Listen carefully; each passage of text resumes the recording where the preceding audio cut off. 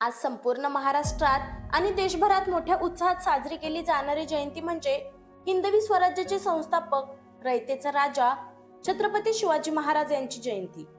छत्रपती शिवाजी महाराज हे नाव घेताच आपल्या डोळ्यासमोर उभा राहतो एक पराक्रमी, दूरदृष्टी असलेला, धर्मनिरपेक्ष आणि जनतेसाठी जागणारा राजा। 19 फेब्रुवारी 1630 रोजी शिवनेरी किल्ल्यावर एका तेजस्वी बालकाचा जन्म झाला। आजच्या व्हिडिओमध्ये आपण जाणून घेणार आहोत शिवाजी महाराजांचा जन्म आणि बालपण, स्वराज्य स्थापनेचा संघर्ष, अफजल खान वध, आग्रा सुटका, राज्याभिषेक, जयंती साजरी करण्याची सुरुवात आणि आजच्या तरुणांसाठी त्याचा संदेश। शिवाजी महाराजांचा जन्म शिवनेरी किल्ला येथे झाला। त्यांचे वडील होते शहाजी राजे भोसले आणि माता होत्या राजमाता जिजाऊ। जिजाऊंनी लहानपणापासून शिवबांना रामायण, महाभारत, वीरांच्या कथा सांगितल्या। अन्याय सहन करायचा नाही, स्त्रियांचा आदर करायचा, धर्माचे रक्षण करायचे हे संस्कार त्यांच्यात रुजवले। 15 वर्षाच्या वयातच शिवबांनी स्वराज्य स्थापनेची शपथ घेतली। रायरेश्वर मंदिर येथे आपल्या मावळ्यांबरोबर त्यांनी शपथ घेतली, आपण हिंदवी स्वराज्य निर्माण करू। तेव्हा भारतात मुघल आणि आदिलशाहीचे सत्तेचे राज्य होते, पण एका तरुणाने स्वराज्याचे स्वप्न पाहिले। शिवाजी महाराजांनी सर्वप्रथम जिंकला तोरणा किल्ला, यानंतर एकामागून एक किल्ले जिंकले। राजगड किल्ला, सिंहगड किल्ला, प्रतापगड किल्ला।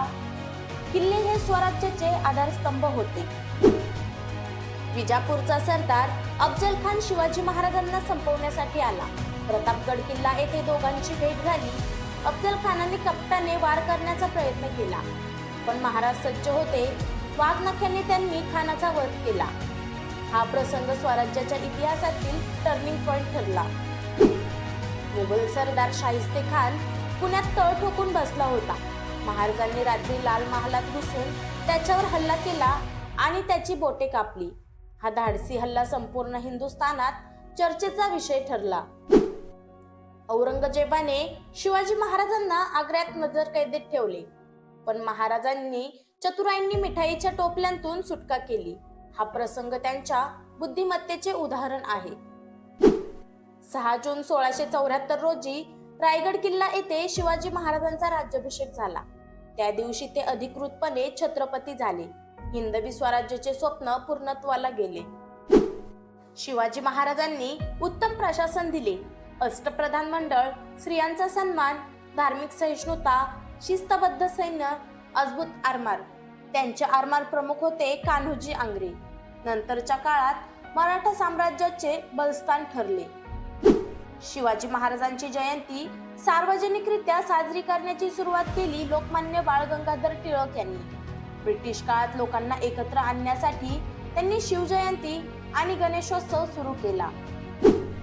आज महाराष्ट्रात मोठ्या उत्साहात शिवजयंती साजरी होते।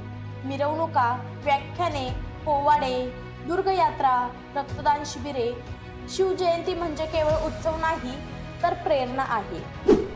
शिवाजी महाराजांनी दिलेला संदेश स्वाभिमान, शौर्य, प्रामाणिकपणा, स्त्री सन्मान, धर्मनिरपेक्षता। आजच्या काळातही त्यांचे विचार तितकेच महत्त्वाचे आहेत। 3 एप्रिल 1680 रोजी रायगडावर शिवाजी महाराजांचे निधन झाले, पण त्यांचे विचार, त्यांचे स्वराज्य, त्यांची प्रेरणा आजही जिवंत आहे। जोपर्यंत या भूमीत स्वाभिमान जिवंत आहे, तोपर्यंत शिवाजी महाराज अमर आहेत। स्वराज्य म्हणजे स्वाभिमान। आज त्यांच्या जयंतीनिमित्त आपण फक्त घोषणा देऊ नका, त्यांचे विचार आपल्या आयुष्यात आणूया। जर तुम्हाला हा व्हिडिओ आवडला असेल तर लाईक करा, शेअर करा आणि चॅनलला सबस्क्राईब करा, कारण प्रत्येक मराठी माणसाच्या हृदयात शिवराय जिवंत आहेत। जय शिवाजी, जय भवानी। धन्यवाद।